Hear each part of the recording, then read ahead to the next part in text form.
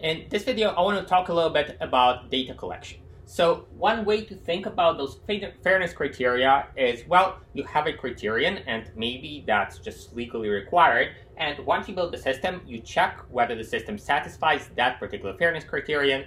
And if it doesn't, you just throw it out, or maybe you tweak it so that it becomes fair according to that particular criterion.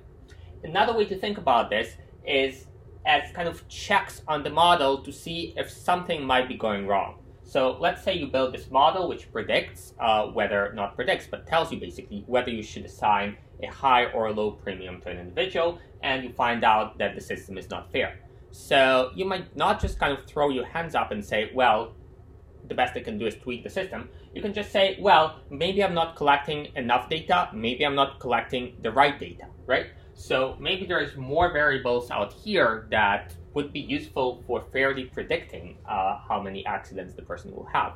Maybe actually measuring how many accidents the person will have is not the right thing. Maybe what you want to do is you want to measure accidents per mile and charge by mile driven. Of course, if your business plan allows for that, right? So there might be various business considerations going into that as well. So what I'm saying is you shouldn't necessarily use those criteria as just kind of a way to throw models out.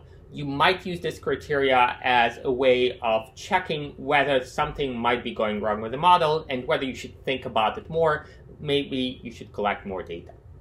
Another point about data collection. So here I had a male variable, and that's kind of fine as far as it goes. So a person either would say I identify as male or not. At the same time, most databases that you have currently would just have people coded as male or female. Now, there are, probably millions of people in the US who identify as neither male nor female.